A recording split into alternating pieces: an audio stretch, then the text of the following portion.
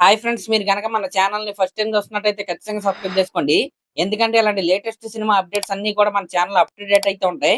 అవి మిస్ అవ్వకుండా ఉండాలంటే సబ్స్క్రైబ్ చేసుకోండి. ఇంకా మన మ్యాటర్‌లోకి వెళ్ళిపోతే 1 మినిట్ ఆశీర్వదించండి మావయ్య. ఊరుకో నాన్న. ఈ సినిమాలో శ్రీనిధి శెట్టి గారు ప్లే చేస్తున్న క్యారెక్టర్ పేరు స్వర్ణ. ఆ క్యారెక్టర్ కి సంబంధించిన ఇంట్రడక్షన్ గ్లిమ్స్ ఏదైతే ఉందో అది జస్ట్ ఇందాకే వచ్చిందనమాట. అయితే నిన్నటి నుంచి ఇదైతే మొదలు పెట్టారు ఈ సినిమా టీము. నిన్న వెంకటేష్ గారు చిట్టిబాబు క్యారెక్టర్ ని ఇంట్రడ్యూస్ చేస్తూ మనకు ఒక చిన్న గ్లిమ్స్ అయితే రిలీజ్ చేశారు. ఈ 2 గ్లిమ్స్ లో మనం చూసుకుంటే ఈ సినిమాలో ఉన్న ఒక్కొక్క క్యారెక్టర్ ని మనకైతే ఇంట్రడ్యూస్ అయితే చేస్తున్నారు. నిన్న చూపించిన గ్లిమ్స్ లో శ్రీనిధి శెట్టి గారు స్వర్ణ క్యారెక్టర్, అలాగే వెంకటేష్ గారు చిట్టుబాబు క్యారెక్టర్, అలాగే రఘుబాబు గారి క్యారెక్టర్ అయితే మనకైతే కనిపించింది. మళ్ళీ ఈ రోజు రిలీజ్ అయిన గ్లిమ్స్ లో 2 కొత్త క్యారెక్టర్స్ అయితే మనకైతే కనపడ్డాయి. అదే నివేదా పేదరాజు గారి క్యారెక్టర్, అలాగే కమిడియన్ సత్య క్యారెక్టర్ అన్నమాట. కమిడియన్ సత్య నిన్న మన నారా రోహిత్ గారు చెప్పిన డైలాగ్ అయితే ఈ రోజు అయితే చెప్పాడు, ఆదర్శ కుటుంబం అన్నట్లుగా.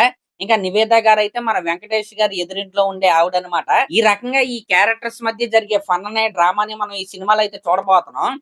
అయితే నిన్న చిట్టుబాబు గ్లిమ్స్ వచ్చిన తర్వాత చాలా మందికి చాలా డౌట్స్ అయితే వచ్చాయి.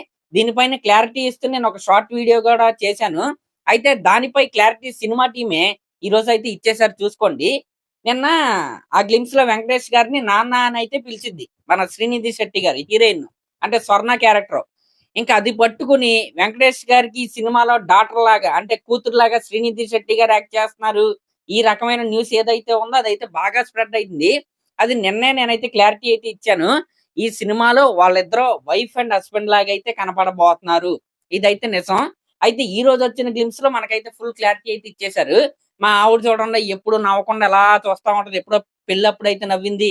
ఎదురింటి నివేద గారిని అయితే చూసి ఆవిడ చూడండి ఎప్పుడు చూసినా నవ్వుతా ఉంటది. ఈ రకంగా మన వెంకటేష్ గారు అయితే డైలాగ్స్ అయితే చెప్తున్నారు కదా.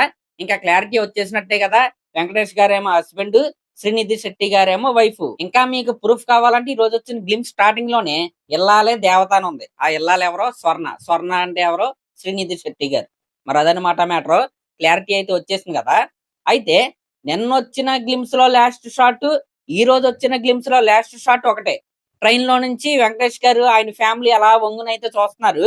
మరి అక్కడ ఏం జరిగింది, ఎందుకు చూస్తున్నారు, అందరికి దెబ్బలు కూడా ఉన్నాయి. మరి అది క్లైమాక్స్ ఫైట్ అయిన తర్వాత లేకపోతే క్లైమాక్స్ ఫైట్ లోనేనా ఏంటనేది మనం సినిమా చూసేటప్పుడు అయితే తెలుసుకుందాం. అయితే అందరు ఏమంటున్నారంటే క్రింజ్ ఫెస్ట్ లోడింగ్ గా, క్రింజ్ గా ఈ సినిమా అయితే ఉండబోతుందా, ఈ రకమైన డౌట్స్ అయితే మనకైతే వస్తున్నాయి.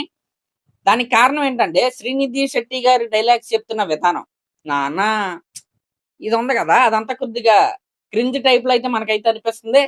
మళ్ళీ చెప్తున్నా, వెంకటేష్ గారు ఈ మధ్య కాలంలో చేస్తుంది ఎక్కువగా ఫ్యామిలీ సినిమాలే. అది సంక్రాంతికి వస్తున్నాం కావచ్చు, F2 కావచ్చు. ఆ సినిమాలలో మనం ఇలాంటి హస్బెండ్ క్యారెక్టర్ రోల్స్ ఆల్రెడీ చూస్తున్నాం రీసెంట్ గానే. కాబట్టి మనకి ఆ మెమొరీస్ ఇంకా మన మైండ్ లోనే ఉన్నాయి. అవి తిరుక్కుంటానే మనం ఈ గ్లిమ్స్ అయితే చూస్తున్నాం కాబట్టి క్రింజ్ లాగైతే మనకైతే అనిపిస్తుంది. సేమ్ F2 ఏ రకంగా ఉండబోతుంది, ఇది కూడా అలాగే ఉండబోతుందని నాకైతే అనిపిస్తుంది.